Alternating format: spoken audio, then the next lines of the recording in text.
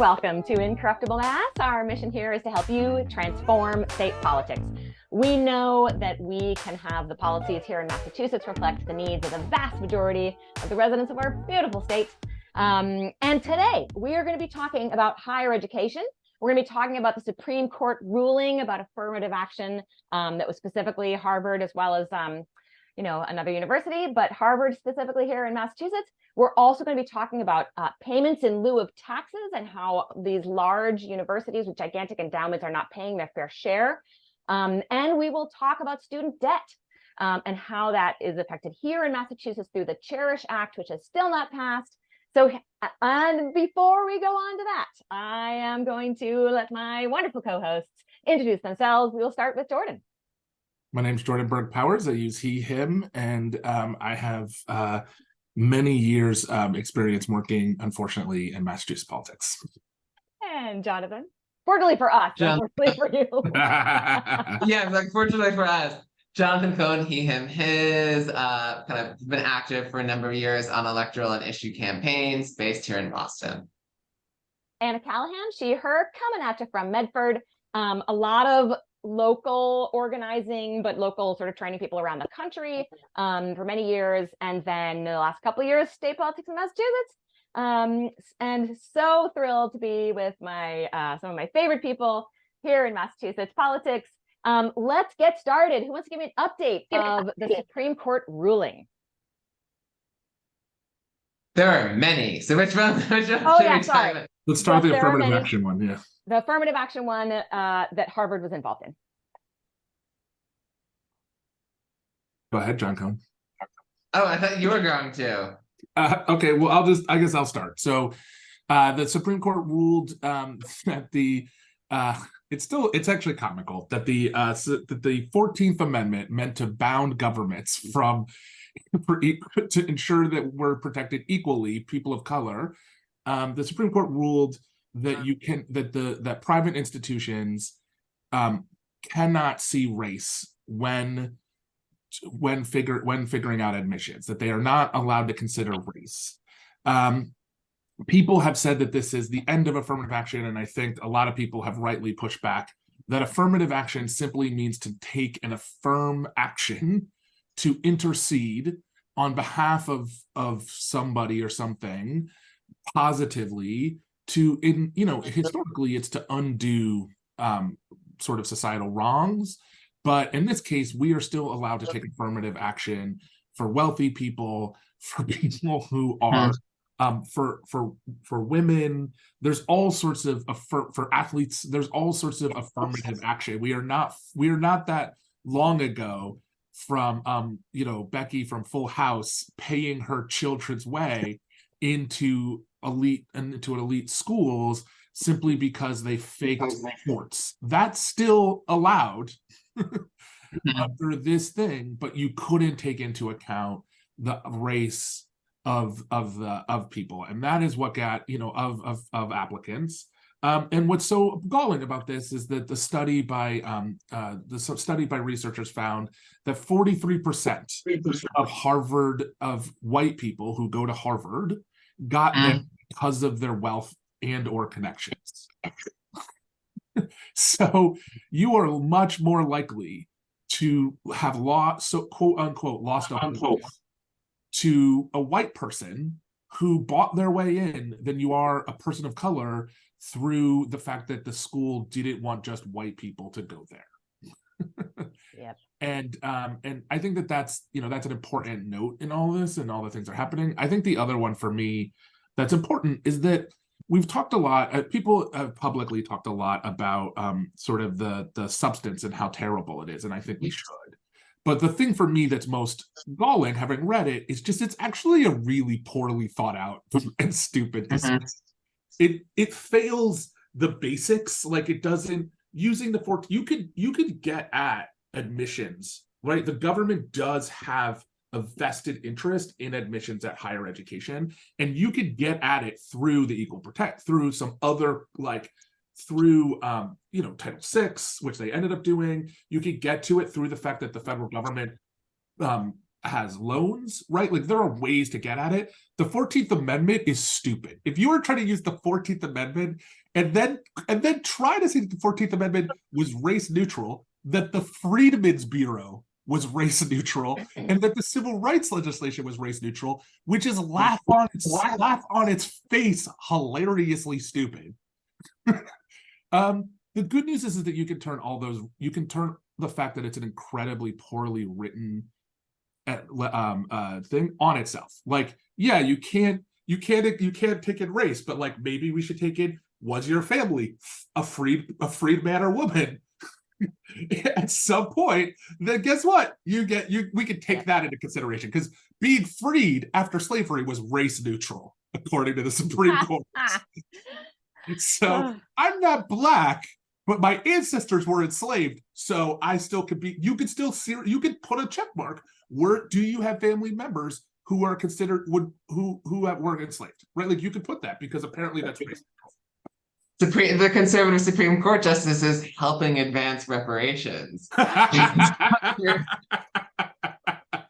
It's a really poor decision, and I think it's not just. I think the important thing to note, because a lot of the time we talk about these things in terms of moral outrage, and as well we should, but like the irony for me is that the writing of this case, the writing of it, the concurrent writings prove the very points that they didn't get there on merit. In a merit society, the 6 justices who voted for it would not be on the Supreme Court if we judged upon merit, because it's poorly thought out, and they're not right.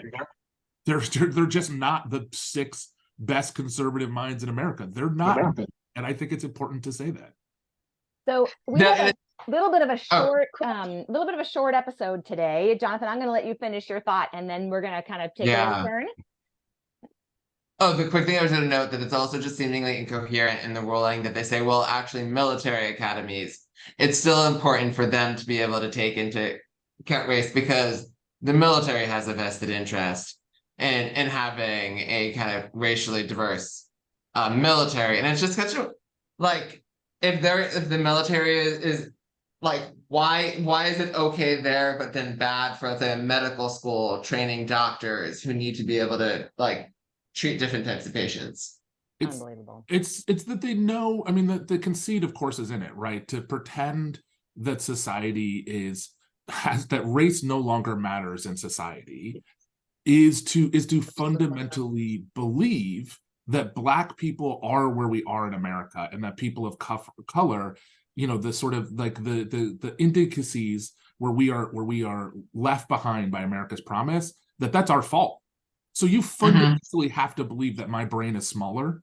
You fundamentally have to believe that I'm a lesser human, right? Like you have to believe racist ideas to believe that because then explain it to me. Explain to me why Black men make so much less to the white dollar, unless you believe that fundamentally Black people are lesser humans, right? And that there are barriers, because you can't. So that's and I think that's important I think it's really important that your listeners take that to account, because it's uncomfortable for people to think that other people think I'm a lesser human. But I want listeners to really take that in. The 6 people who voted on this, you have to fundamentally either believe one or two things. Either it's Black people are just by definition lesser humans. So therefore it's our fault where we are, or right? Or like either that, or you have to, or it's not our fault that there are barriers, and then racism exists, and then this doesn't make sense, right? Like you can't. And so, yeah, I think John Roberts started working on this in 1980s for Reagan, the first sort of white lash and white people against it. So think about that: 12 years after a bullet was put through Dr. King's face, because he had the audacity to believe that Black people should be treated equally, John Roberts was like, this project is done. This is too much. Gone too far. Yeah. So one thing I want to comment on is the reaction of Harvard and of, a lot of people in the political space here in Massachusetts is, bemoaning, oh, it's terrible. It's, going to sort of end our ability to do this. And, one thing that you commented on, Jordan, was to say, it doesn't end ability to do anything. Like you can very easily, there's so many ways in which you could basically ensure that people of a variety of backgrounds, not just Black, but like, immigrants and other language speakers and any number of ways that you can be sure to include those people, that Harvard specifically, as well as other large universities, have been reacting to this with this, oh, woe is us. Now, we can't do this anymore. Isn't that terrible? And I'm hoping that we can tie this a little bit into payment in lieu of taxes, which, most people probably know what that is. But if you're a listener and you don't know, we call it pilot. And it basically is a law in Massachusetts that says that nonprofits, doesn't matter if you have billions of dollars of endowments, but that nonprofits do not have to pay property taxes to cities and towns, and that they can do a payment in lieu of taxes, which they work out. They negotiate to have some sort of payment, which is usually a small fraction of the payment that they would normally pay, which unfortunately they use a lot of the resources. They use the police and fire. They use, their students are taking up a lot of the homes and, rental spaces. And there's so many ways in which they burden cities and towns while not paying their fair share. And I would love to kind of, build this into the conversation here. Yeah, no, I love it, because especially when I think of what Harvard can do to help level the playing field, where it's like, if Harvard wanted to contribute more, so that, let's say, to Boston, so that Boston can invest that in the Boston public school system to create like a better K-12 experience for Black and brown students in Boston, that they would be like, they could be helping to remedy the problem kind of earlier on, and rather than like faking an ability to help in anything, as well as simply the fact that Harvard, as a former colleague of mine once said, Harvard is effectively a hedge fund with a university attached to it. And that is how it often acts here, that it owns a stunning amount of property, as I continually stumble upon buildings that are Harvard owned. And that hospitals and a lot of the large universities effectively operate as for-profit institutions, but because of what they are, they benefit from a property tax exemption. And systems like pilot, and I'll give a shout out to kind of legislation that exists at the State House, Representative Eric Idahoven and Senator Adam Gomez, to enable municipalities to require pilot payments of like 25% of what would have been paid, which is it's a good deal for them. It's less than they should be paying. Yeah. But rather than, so it doesn't have to be like a negotiation institution by institution that will always tilt the playing field toward the institutions with the most money, that they should be better neighbors and better at actually addressing the problems that they say that they want to address. I know at a recent city council hearing about pilot in Boston, Harvard had the audacity to say that by paying payroll taxes for their employees, that's a community benefit. They should be able to count that toward their pilot. It's like, no, that is not how this works. That is not a substitute for a property tax. God forbid we should actually pay our payroll taxes as well as any sort of property tax. Ain't we doing a lot? I think the other piece, Jonathan, I'd love for you to comment. Obviously, we talked beforehand, is just the other piece about the scarcity of resources and the way in which allow these rich institutions that are still geared towards the wealthy. Clearly, see the other part, 33% of who gets in these places. Basically creating scarcity through the fact that they have these institutions. They then allow very few people who aren't sort of well-connected investors, future investors in their hedge funds, and then they take up all the space and all this tax dollars that could be going to lots of people.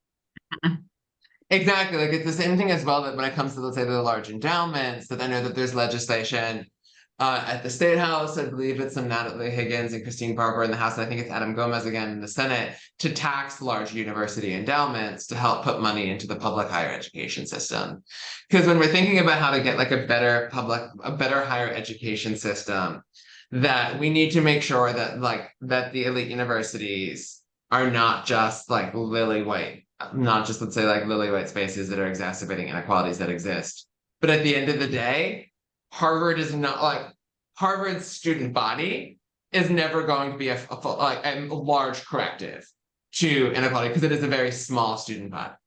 That you need to be making sure that we need to be having investments in our public higher education system that Massachusetts has often been underfunded in recent decades, to be making sure that students are able to graduate with a strong education, with professors who aren't cycling through because of like adjunct status, and that they're able to graduate without accruing debt. Well, Because let's use which this is like even like opportunity to move on and we talk a talk little bit about the Cherish Act. Yeah. yeah, and I especially like Also, that's the Supreme Court decision today around that. Oh yeah. yeah, and that's even like it like that's also a knock on the ability on let's say equity in higher education, because if they're effectively then saying that that the Supreme Court thinks it's a good thing to saddle people, and especially knowing that let's say like Black and brown graduates bear disproportionate debt burden, that they want that to hang with people forever, making it less likely that some people will even seek higher education in the first place, or making it more difficult for people to have a certain freedom in the jobs that they choose, or how to start out. And it's something that Massachusetts can like on student debt, that the mention with the Cherish Act, which is from Joe Comerford in the Senate, and it's it's like a series of like Garbely in the House, and I believe it's a few different folks together in both cases. I believe Garbely and Pat Duffy from Holyoke in the House, that that students should be able to graduate without debt, that we should be investing more in our public higher education. We should be making sure that students have kind of green and healthy buildings on campus, that faculty and staff are paid well, that we're investing in supports for the student population, and that people can graduate without debt at our public institutions of higher education, which is a crucial thing to do that addresses both, that kind of intersects with both of the Supreme Court rulings. That we need to be able to kind of end the cycle of debt that exists by making sure that we are enabling people to graduate without debt. And we need to see how our public higher education institutions are critical for reducing economic and racial inequality, because they serve many students and are crucial for creating those pathways. Exactly. And I just want to say also that they, again, the Supreme Court, just to go back to the tie-in for this, the Supreme Court again is acting sort of unilaterally. It's not as best. I didn't read I haven't read through, it's just happened, so I haven't read through everything like I did for affirmative action yet. But even here, they're just like, the government can't cancel $430 billion of student debt because it wants to. And it's just like, but that's not a legal argument. You can't just decide you don't like it. And that it's a big number that makes you feel icky, and so therefore it can't do it. You have to actually judge it on its merits, and largely this court is just deciding it doesn't like things and then trying to figure out why afterwards. And that's not what the Supreme Court is supposed to do or meant to do. It is certainly what they have accused. This is every accusation a conservative makes is a confession.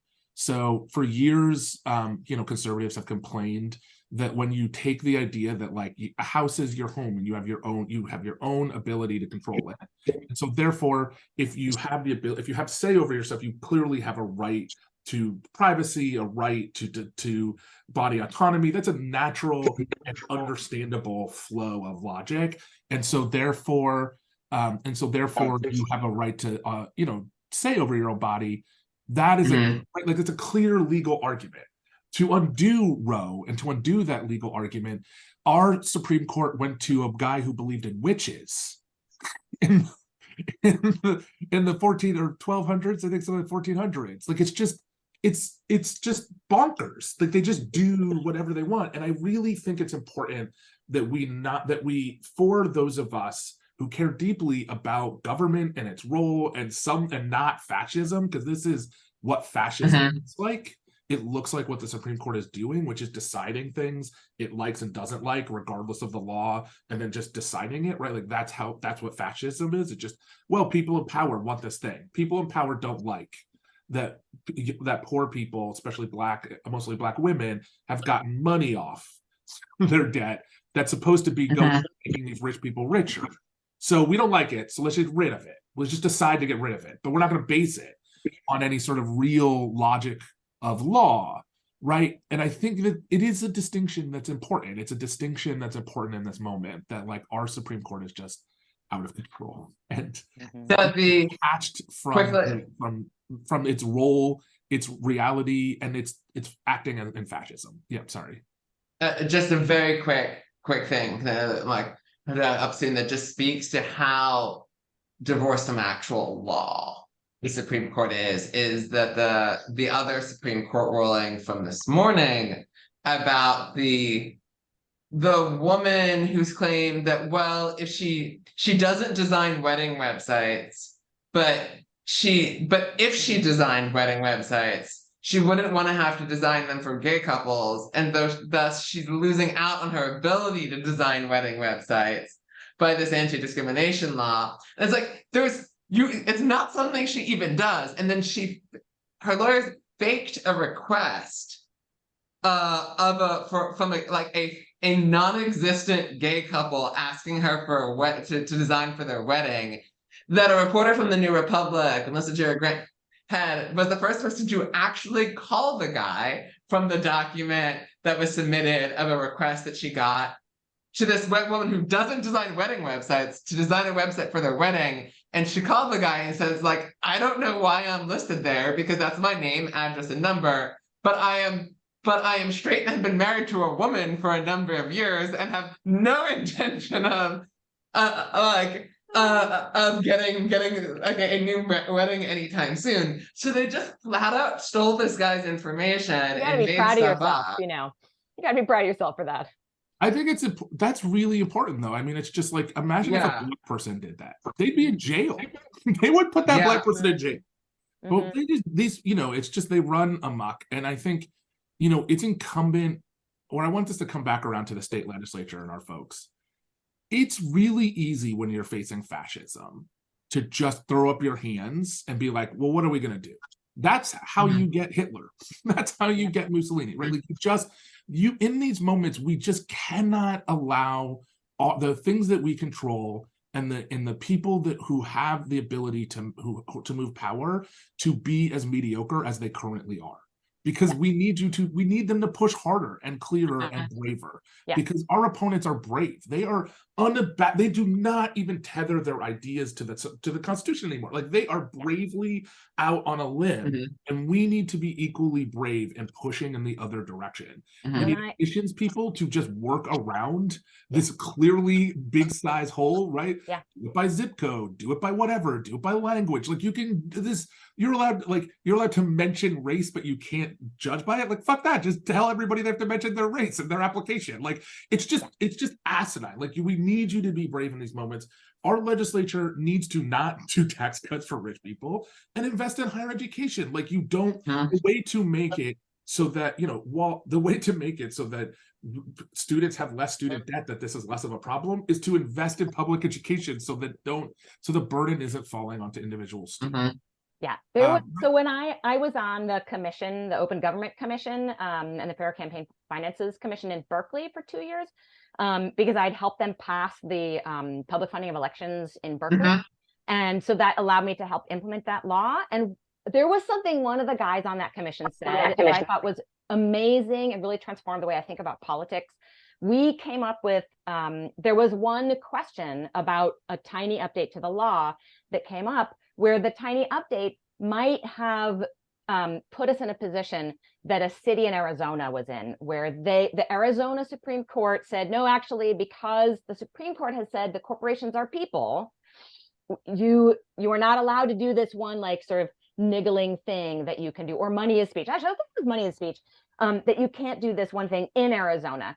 And somebody raised it in the meeting saying, oh, because we know this was struck down in Arizona, we can't put this language in our law. But one of the guys on the commission, and I just loved his response, he said, it is not our job as appointed or elected officials or citizens or anything. It is not our job to support the wrong decisions of the Supreme Court. And if we believe that they're wrong, if we believe that money is not speech, we need to make that very clear in the policies that we pass. And our state legislature needs to do the same thing. If they disagree with the decisions that the Supreme Court is making, they need to put that into policy without fear, because the hope is that it might go to the Supreme Court. Don't be afraid it might go to the Supreme Court. Hope that it might go to the Supreme Court, because what we need is for every state to be passing these laws and contradicting what the Supreme Court says, because that is how we make change. Amen. Thanks, everybody, so much. We always love these discussions with you. Please send us your questions. Please donate to the show. And we look forward to seeing everyone after next week when some of us are on vacation. And we will talk to you all in a week or two.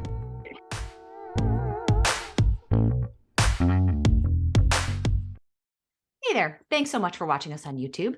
Please like and subscribe. And it would be amazing if you would also subscribe to us on your favorite podcast player. Just look for Incorruptible Massachusetts wherever you listen to podcasts. Thanks so much.